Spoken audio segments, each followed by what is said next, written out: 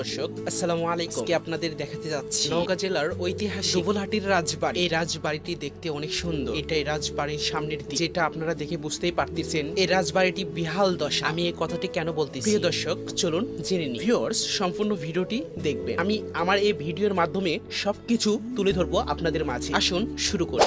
এই দুবুলহাটির রাজবাড়ি প্রায় 200 বছরের প্রাচীন উপস্থাপনা। দুবুলহাটির জমিদারি ছিল সিলেট, দিনাজপুর, পাবনা, রংপুর ও ভারতের কিছু অংশ।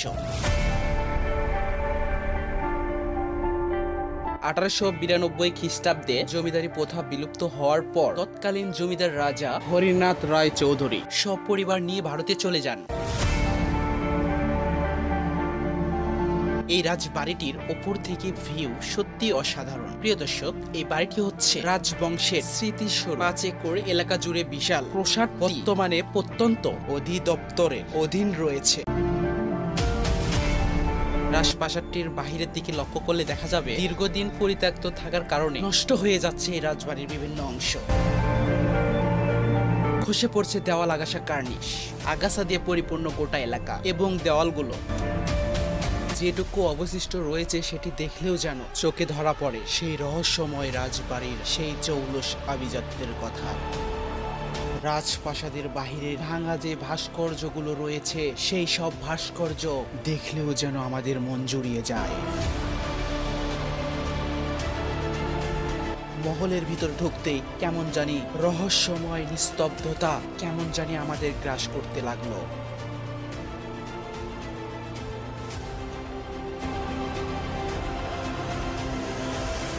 কেমন একটা গা ছমছমে পরিবেশ।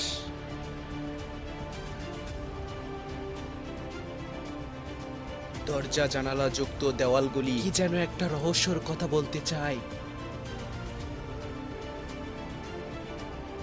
বারান্দা দিয়ে যখন হেঁটে যাচ্ছি তখন যেন অনুভব করতে পারছি এই রাজবাড়ির লোকেদের কোলাহল।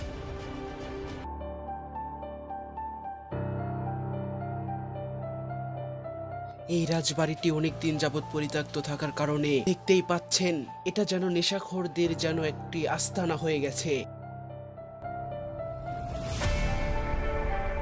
তবে যদি প্রশাসন চায় তাহলে এগুলো থেকে মুক্ত করতে পারবে এখানকার পরিবেশ।